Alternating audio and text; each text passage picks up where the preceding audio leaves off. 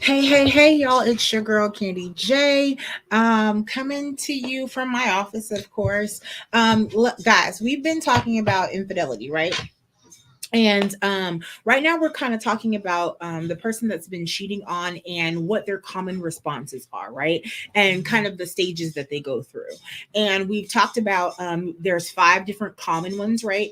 Chronic anxiety, obsessive thoughts, agitated depression, traumatic feelings, and depression. So right now I'm talking about the agitated depression, and there's a difference between agitated depression and depression, and we'll talk more about depression in the maybe the next 2 lives that I'm talking about. But right now, I'm talking about when you internalize blame for your partner's infidelity. Sometimes it causes you to think that you're at fault, right?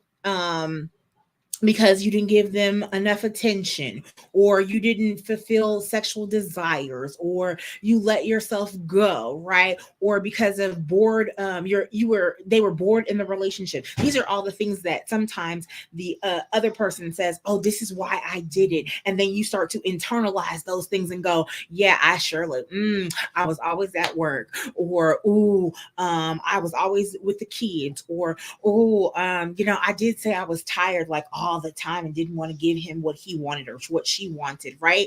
I turned them down. I rejected them, multiple times in bed, and all of those kinds of things. And you begin to internalize, right? So your inner critic is very, very active, and you're thinking all of these different things, right?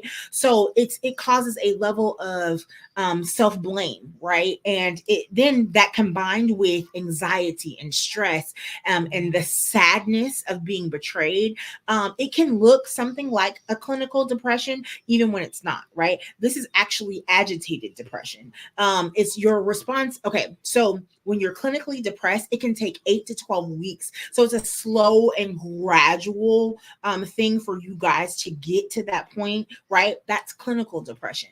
So with agitated depression, it's an immediate decline into your mood, right?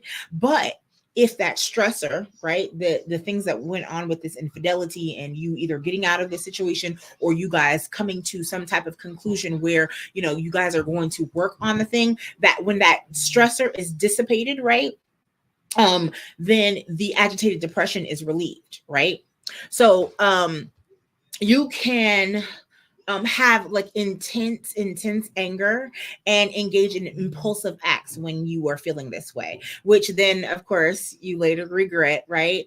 And then you get down on yourself, and this is not the time to beat up yourself, because there are plenty of things that we could be like woulda, shoulda, coulda done in these types of situations. But at the end of the day, what someone else chooses to do is still not your fault, right? Even if you played a hand in certain things of how they were feeling, it's still not your fault, because they made a choice to cheat, right? And even if you've made a choice to work things out, this type of depression can create an occurring feeling of uneasiness, right?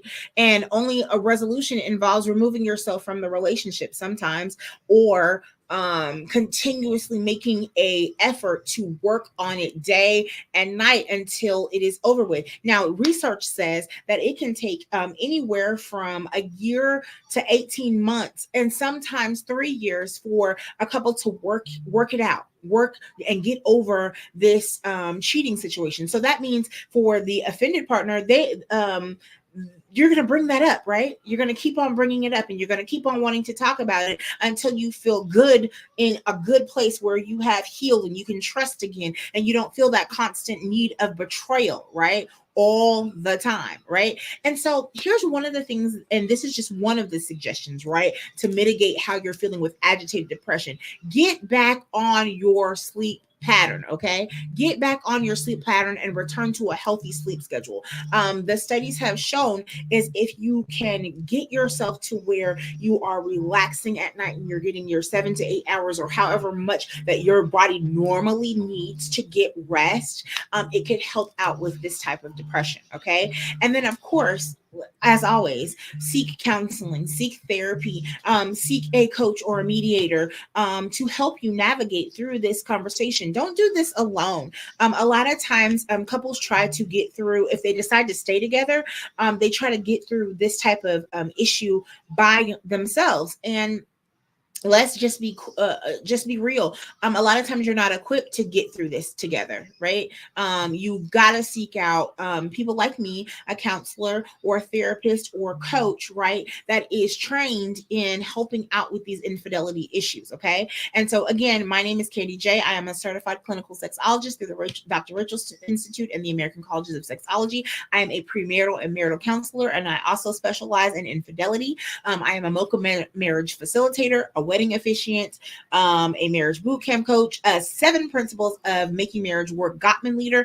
And so all of those things just mean that I am equipped to help you with those type of things. So again, I'll be back to talk about traumatic feelings later on this evening. And that's, again, one of the common responses to being told or going through this event of being cheated on. Okay. So guys, remember to like, subscribe, ring that bell, and hit me in the comment sections. If this is you, hashtag this is me, hashtag agitated depression, hashtag replay, whatever it is. And know, guys, that my DMs are open, my email is open, my text message line 972-670-7787 is always open to get a consultation and see if maybe I can assist you with what's going on with you guys. Okay. All right. Have a wonderful